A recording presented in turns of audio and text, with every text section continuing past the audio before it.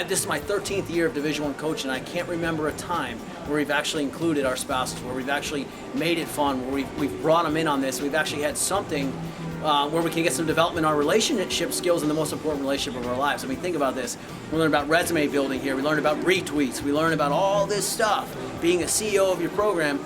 Well, how about worrying about how do we keep this most important relationship that we've ever had intact? How can we do that? And so that was kind of the genesis of the idea and how I got involved.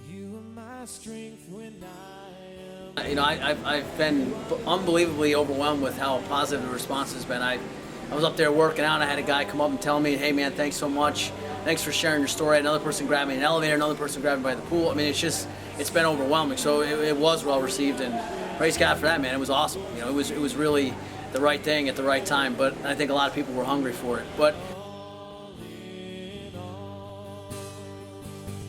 well, you know, look, I mean, here's the thing. I held back a little bit, but I was also very honest and forthright about the troubles in my marriage and about how it was my fault and how I basically told a story. And I said, look, guys, I'm going to tell a story from beginning, middle, and end. Here's where we were. Here's what happened. Here's who I am now. So you can sort of, you know, judge me by my fruit. You can see what's going on now because of this change that happened. And the change was Jesus Christ. I mean, bottom line is, through a series of events, I got on my knees and asked God into my life in 2008, and everything has been radically transformed since. So, and a lot of people, I talk about this frequently. I'm very open about my faith. So whether it be doing a speech, whether it be doing the FCA Leadership Academy I helped out with in Illinois, whatever it is, being given a talk at your school, Brian.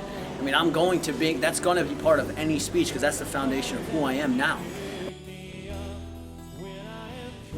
And you'd be surprised, again, how many people came up to me afterwards and were like, you know what's crazy, Coach? Is my fiance said the exact words you said.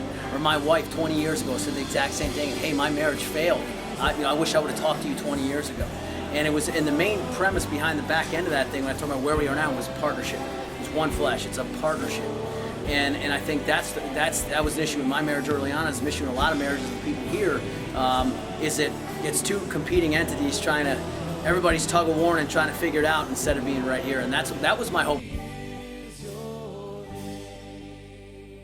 Even if everything in your relationship's going great, share something you learned today with your assistant coach who might be struggling, with a peer group at your office, with somebody at your church, somebody that you're at a Pee-wee tournament with. Talk to them about it because everybody wants to know, hey, what do you got? How's that working out for you? How's that happening? People want to know, and share it with them. It's our job to share it with them.